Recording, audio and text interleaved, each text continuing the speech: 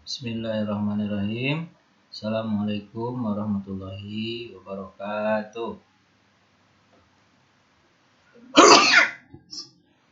Alhamdulillah, syukurillah, salatu wassalamu ala rasulillah, la haula wala quwata illa billah. Baiklah, kita belajar lagi tentang qiraah, membaca, wal qura, dan orang yang membaca. Kemarin kita sudah bahas tentang siapa saja sahabat yang konsen dalam membaca Al-Quran. Terus ulama-ulama yang terkenal belajar di daerah kota Madinah, Mekah, Syam. Kemudian ulama-ulama yang terkenal pada masa tabi'in, yang sekarang kita mengenal dengan imam qari, imam qura, atau imam para pembaca Quran. Maka seluruh bacaan yang mereka baca itu menginduk kepada apa? Semuanya menginduk kepada Nabi Muhammad Shallallahu Alaihi Wasallam. Tapi ada 7 tabi'in yang terkenal dalam membaca Al-Quran. Tolak ukur kaidah. Kita lanjutkan. Tolak ukur dalam kaidah membaca. Qiraah itu harus sesuai dengan salah satu ragam bahasa Arab. Sama saja apakah dia ragam bahasa Arab yang fasih atau yang paling fasih namanya afshah. Sebab qiraah adalah sunnah yang harus diikuti, wajib diterima, dan jalan yang mengarah padanya dengan menggunakan sanad, bukan dengan ragu. Jadi qiraah itu pakai sanad. Makanya kita lihat kan, ada kan qiraah ini bersanad. Imam ini tahu sanadnya dari imam ini sampai ke imam yang mengajarkan qiraah. Itu tolak ukurnya. Jadi harus pakai sanad, nggak boleh pakai akal-akalan. Terus qiraah tersebut sesuai dengan salah satu mushaf Utsmani. Jadi qiraahnya itu adalah qiraah yang sama dengan mushaf yang ditulis pada masa Utsman bin Affan, nggak boleh beda. Terus qiraah tersebut harus sahih sanadnya. Sanadnya harus sahih, nggak boleh sanadnya syadz. Jadi cara membaca ini pakai talqin ya. Kalau orang yang belajar sanad tuh tahu tuh cara baca. Faedah, tentu ada yang bertanya, apa keuntungannya kalau bermacam-macam cara membaca? Untungannya adalah kemarin itu kan yang paling gampang itu memudahkan orang yang terbiasa dialeknya begitu, kayak aneh, ente gitu kan. Orang terbiasa dialeknya begitu, walaupun biasanya anta gitu kan, baca ente kayak gitulah ya. Itu memudahkan untuk mereka gitu. Jadi itu tujuannya sebenarnya, untuk memudahkan.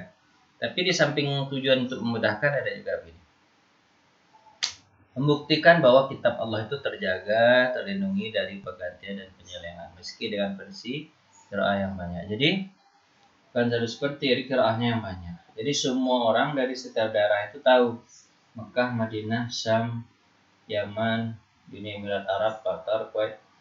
Jadi sudah semua daerah itu tahu dengan versi cara mereka baca beda-beda. Itu kan tidak akan mungkin lagi ada penyelewengan. Sebab kan mereka tahu itu adalah Al-Quran. Jadi daerah-daerah itu mengerti. Terus yang kedua, untuk meringankan atau mempermudah umat dalam baca, itu yang paling kuat ya. Ini faedahnya paling hebat ini, untuk meringankan, memudahkan. Terus untuk mukjizat Al-Quran di balik kata-kata yang singkat. Karena setiap qiraah itu menunjukkan hukum syar'i tanpa mengharapkan. Jadi berbeda cara membaca itu mukjizat Quran itu. Ya bisa ya dibaca beda gitu. Kalau kita kan susah juga dibaca beda. Kalau baca beda misalnya letih baca apa lagi? Bahasanya misalnya lari dari masalah, lari ke jalan, sama-sama lari. Tapi artinya beda ya. Pokoknya itulah susah mencontohkannya. Kalau di bahasa lain susah ini. Kalau bahasa Arab bisa gitu. Dia dibaca beda-beda tapi menunjukkan hukum syar'i yang sama tanpa pengulangan. Nah, menjelaskan lafal mujmal global terhadap dalam qiraah yang lain. Lanjut. Qari-qari yang ternama dan disepakati menimba ilmu dari mereka. Ini kita ulang lagi ya. Tadi 7 ya. Ini kita tambah lagi. Tadi kan 7 aja dibatasin, kita tambah aja banyak-banyak. Nah, Abu Amir, tadi Abu Amar tadi maksudnya orang yang 7 ya. Abu Amar bin A'la,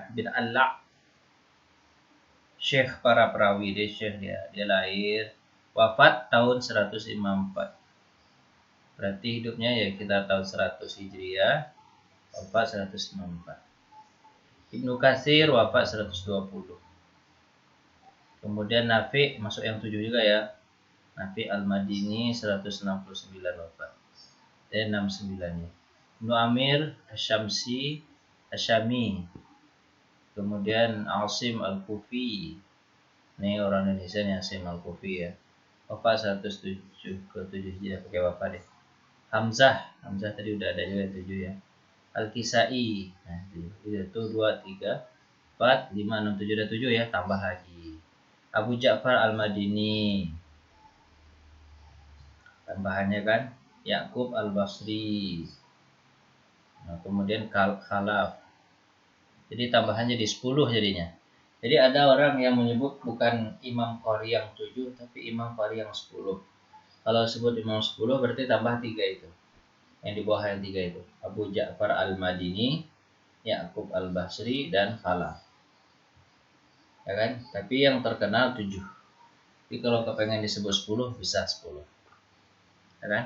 Atau ada yang menyebut jadi 14. Nah, tambah lagi Hasan Al-Basri meninggal 110. Kemudian Muhammad bin Abdurrahman 123. Kemudian Yahya Al-Mubarak. Kemudian Abu Farah Muhammad bin Ahmad Asy-Syanbuzi. Nah, jadi ada yang menyebut 7, ada yang menyebut 10, ada yang menyebut 14. Jadi kalau ke 14 tambah lagi 4 ini. Ini dihafal ya. Yang 7 kemarin saja lah dihafal. Yang 14 ini berat untuk hafal. Nah, lanjut ya. Lanjut. Nah, ini kita udah kemarin sebenarnya udah belajar tentang wakaf dan pemberhentian sebentar. Nah, pemberhentian sebentar dan permulaan. Mengetahui wakaf dan permulaan bacaan adalah sangat penting dalam membaca Al-Quran. Ini menjaga keselamatan makna-makna ayat serta menghindari kesamaran dan keluran. Padahal udah dipelajari ya, diulang lagi ya. Masih ingat kan yang perlu penting dihafal itu apa? Mim, huruf mim dan huruf lam. Kalau mim itu wajib berhenti. Kalau ada huruf lam di atas yang kecil itu tidak boleh berhenti. 2 itu aja yang perlu dihafal.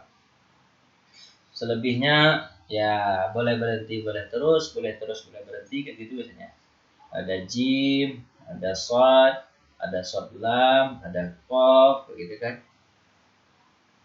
Ya, model-model itulah ya. Kalian udah dipelajari ini, tapi diulang lagi. Keahlian ini memerlukan pengetahuan tentang ilmu bahasa, ilmu qiraah dan ilmu tafsir.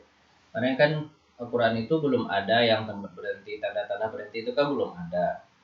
Dibuatnya itu di akhir-akhir pada masa Utsman, di awal-awal masa Ali bin Abi Thalib. Itu namanya menyempurnakan Al-Quran dengan tanda-tanda wakaf, kemudian nomor ayat 1, 2, 3 gitu kan. Terus nama-nama surat ditaruh di atas, kemudian juz ditaruh di atas juga gitu. Tanda-tanda kayak gitu menyempurnakan tulisan. Bukan menyempurnakan Al-Quran, tapi tulisannya biar lebih bagus lagi ya dikasih tanda-tanda itu. Jadi orang yang bisa ngasih tanda-tanda itu adalah orang yang ahli dalam bahasa. Kalau nggak ahli dan dalam bahasa nggak bisa dia ngasih tanda itu. Sulit lah dia ngasih tanda itu kalau dia nggak ahli dalam bahasa. Lanjut, macam-macam wakaf. Ada namanya wakaf tam. Wakaf tam itu wakaf yang tidak berkaitan dengan suatu apapun setelahnya. Kayak di akhir-akhir ayat tuh, artinya itu sempurna artinya, maka disebut wakaf tam, wakaf yang sempurna. Kita boleh berhenti di wakaf tam. Wakaf jaiz, lafal terputus tapi maknanya bersambung. Di akhir ayat juga, tapi ada tanda lam gitu biasanya. Harusnya nggak boleh berhenti, tapi itu wakaf jaiz boleh. Nggak boleh kita berhenti di situ. Kemudian ada wakaf hasan. Lebih baik berhenti pada lafaz tersebut, tidak menyebutkan kalimat setelahnya karena masih ada kaitannya secara lafal dan makna. Jadi lebih baik berhenti di situ, namanya waqaf hasan. Biasanya dia di tengah-tengah ayat itu. Udah ada di tengah-tengah ayat, kita berhenti di situ. Tapi maknanya sebenarnya bersambung ke yang berikutnya, tapi berhenti di situ udah bagus gitu. Karena kekurangan nafas. Yang nggak boleh itu cuma satu, waqaf qabih, waqaf jelek artinya. Waqaf yang tidak dipahami maksudnya, berarti la ilaha katanya. Harusnya la ilaha illallah, tapi dia berarti la ilaha illa. Nah, itu bahaya itu namanya waqaf qabih. Itu yang harus ditinggalkan. Satu aja harus tinggalkan, yang tiga ini boleh dilakukan. Lanjut. Nah, sekarang kita belajar tajwid. Belajar tajwid ya. Siapa yang ingin membaca Al-Quran? Tajwid itu adalah siapa yang ingin membaca Quran dengan segar, kata Nabi SAW yang bagus, seperti saat diturunkan, hendaklah dia membacanya seperti bacaan Abdullah bin Umi Maktum, namanya Ibnu Umi Abdun. Maksudnya Abdullah bin Maktum. Dan Abdullah bin Mas'ud. Abdullah bin Umi Abdun itu Abdullah bin Mas'ud maksudnya. Hadis riwayat Ibnu Majah dan Ahmad. Jadi kalau ingin belajar tajwid, Abdullah bin Mas'ud itu orangnya bagus dalam mengungkapkan tajwid. Tajwid itu membaguskan bacaan, bagus bacaan. Abdullah bin Mas'ud.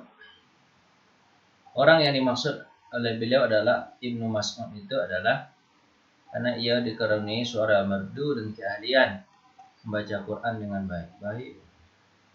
Ulama zaman dahulu maupun sekarang menaruh perhatian terkait bacaan Al-Quran agar diucapkan dengan cara benar. Apa definisi tajwid? Kita baca tajwid.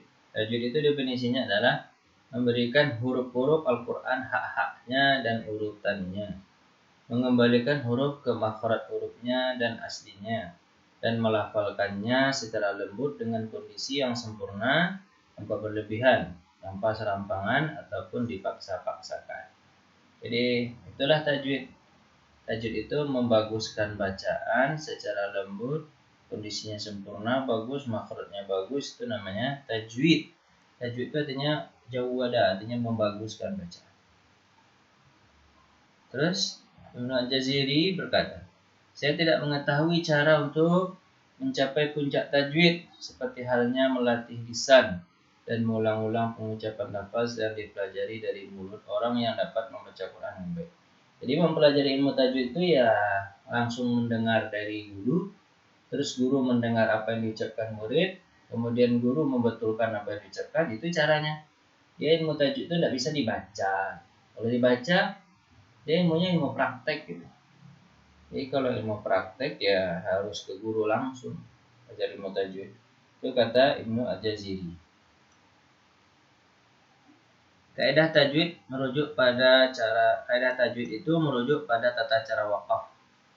Jadi ilmu tajwid itu belajar tata cara berhenti, imalah yang mulut dimunyong-munyongkan itu wala ta'man, kayak gitu cara bacanya ya harus gitu, bukan wala ta'man biasa, tapi ta'man. Idgham ada masukkan huruf itu menyempurnakan hamzah harus jelas. A, I, U, tarqiq tipis, tafkhim cara membaca tebal, tarqiq itu ri, kalau tafkhim ro. Jadi tarqiq itu tipis bila, kalau tebal itu Allah gitu kan.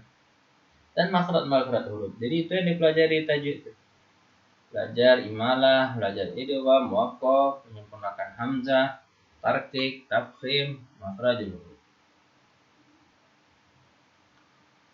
Para ulama menganggap bahwa membaca Quran itu tanpa tajwid adalah lahan.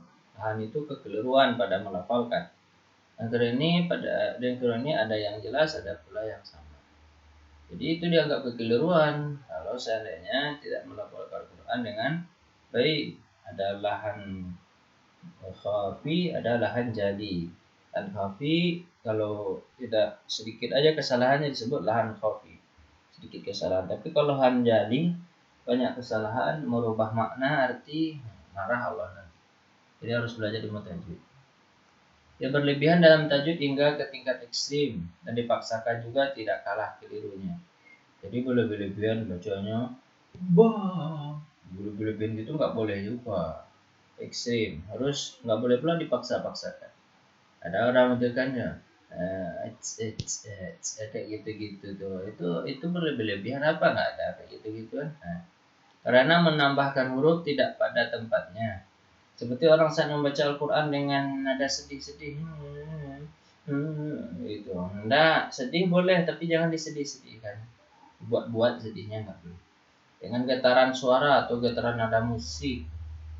Nggak boleh. Quran itu digitukan. Itu bukan tajwid. Jadi tajwid itu apa itu? Nah, menyampaikan hak-hak dari huruf-huruf itu disebut tajwid. Ini jenis nada yang keliru. Sebagai berikut. Ta'arif.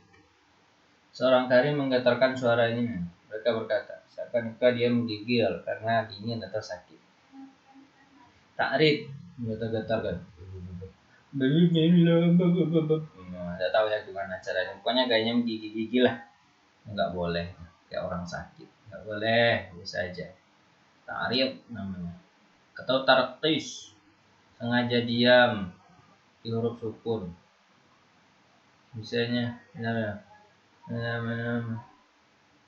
inna Allah yakhafu. Harusnya banyak tapi diberhentikannya. Lalu wala kayak gitu-gitu. Enggak boleh. Yakhafuna bukan yakhafu. Wala. Gaya-gayaan gitu. Lalu bergegas disertai dengan seakan-akan berlari atau berjalan cepat. Itu namanya tarqis. Tarqis itu artinya ya memotong huruf. Waw mati ya sebut waw mati gitu. Yakhafuna laumata laim. Enggak boleh yakhafuna laumata. Jadi begitu itu gaya apa ya? Tahu? Enggak boleh kayak gitu. Lanjut. Ada namanya tatrib. Membaca Quran dengan nada hingga memanjangkan bacaan yang tidak pada tempatnya. Itu namanya tatrib. Wah, itu gaya-gayaan ya. Boleh ya membaca Quran gaya-gayaan hingga hilang mad.